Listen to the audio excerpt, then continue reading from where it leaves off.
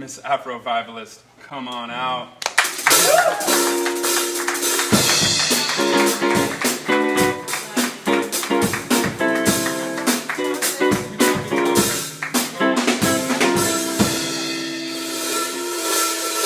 Thank you to Cara for the chocolate. We're going to start this interview off with some chocolate. Oh, and some adjustments. Which is a basic essential when you're out in the woods and all hell is broken loose in the city. Run! Sharon, this is what you do. Less of a prepper, you work in preparedness in the outdoors. Tell me about that journey, how that's all developed. Afro-Vivalist developed with a thought over wine. Yeah. Came up with the name, Afro-Vivalist. And the reason why we came up with Afro-Vivalist is because my friends, my white friends, and some black friends, would say, you go out and you hunt and you fish and you camp by yourself with your dog, you're crazy. So yeah, I am. Yeah. You're right. I'll take that in. And so, you know, after a while, my friends would say, girl, you need to do a website. You need to start this website. What you're doing is a good thing. And after Katrina, it just came to fruition to me. It just, a light bulb turned on. And it was about me getting together all of my supplies and seeing what I have in my home. So just in case if there was a disaster of some kind, I was prepared. Yeah. And I found out that I was a food hoarder. Yeah. It's not a bad thing. Well, what happened is, you know, single mom. Yeah. Lost my job, couldn't find a job for 2 years, so I was going to pantries, volunteering, finding ways to make money without having to, you know, do too much for it. So it's like volunteer without having to, you know, go out there and work hard. You're getting more effectiveness from what you're doing. Yeah. Right. So after a while, I started just storing up this rice and beans and noodles and you name it. After I started collecting everything, I realized after packing everything in 5-gallon buckets, I had 10 gallons of rice, 5 gallons of bean, 5 gallons of pasta in my house. That's why I say I realized I was a food hoarder. So if you have to get out of Dodge, you're going to be great. I would be fine. And I didn't know that, you know, what it was that I was called, you know. Yeah. And then Doomsday Prepper came on, and I'm like, I'm that!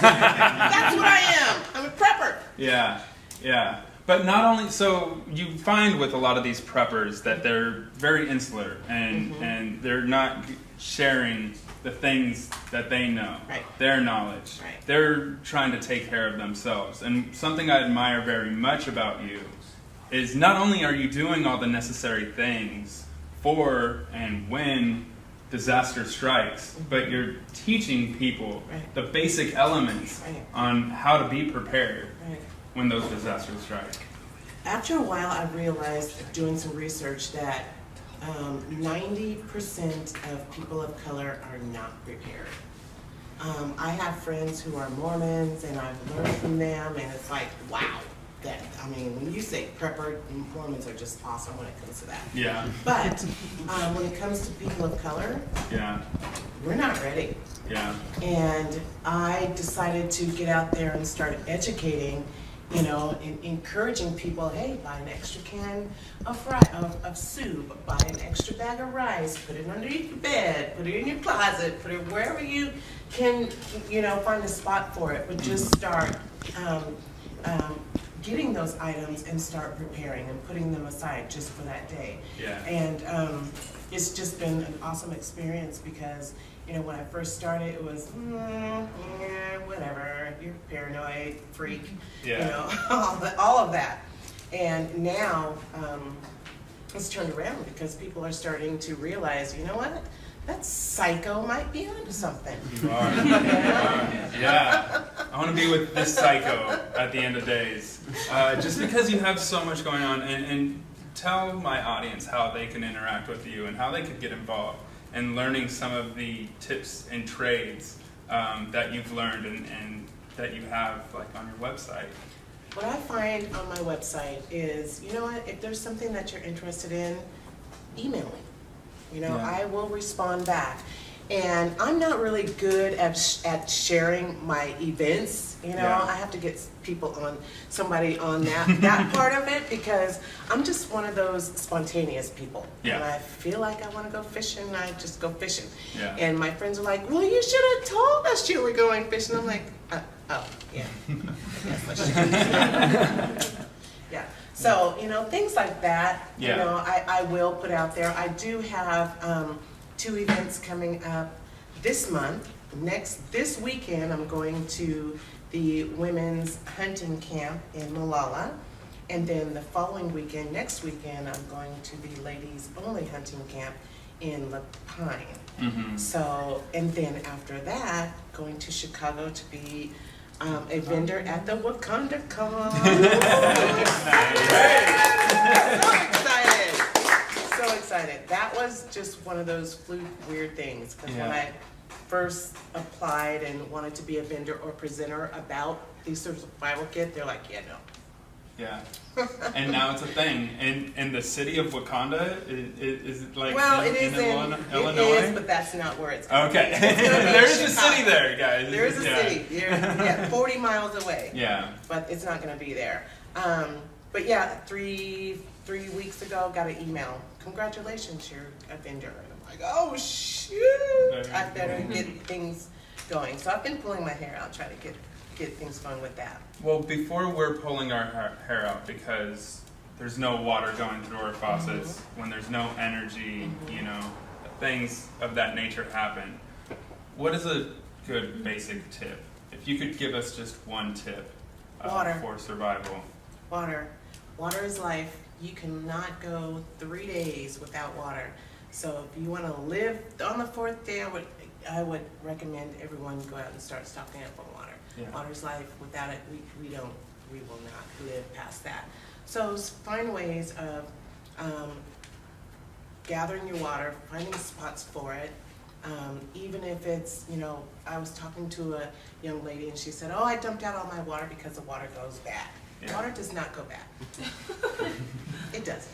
You know, there's a really simple thing that you can do other than adding a couple of drops of bleach to your water, which is drinkable, is to just take that water, open it up, put the cap back on it, let that air in it, and swish it around. Yeah. It brings the water back to life. Interesting. It's not as, you know.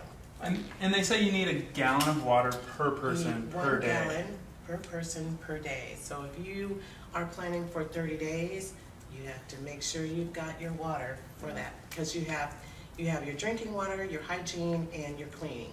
Yeah. So you need 3 gallons Yeah. every day. I'd say 4 gallons if you really want to just be safe. You know, think about your dogs, your pets, your cats, you know, whatever you may have, they need water too. Or So whatever strays might come to your door. That's right. Sharon, for advice like that, and for my audience to get in touch with you, where can they find you on social media? Afrovivalist.com.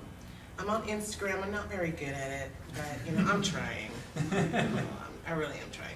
But if you go to afrovivalist.com, I do respond back to those emails and comments that you may leave, and I encourage everyone to go there. I love, love, love answering those emails. It's really, really nice to see and to read about people who are glad that they found the website and are encouraged to start prepping. So Awesome.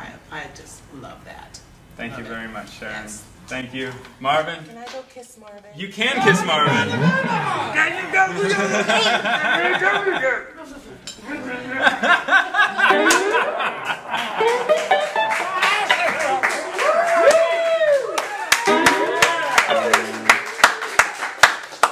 You got him all distracted now. That Marvin. Sharon Ross, everybody, Afro Fabulous. Marvin, take it away.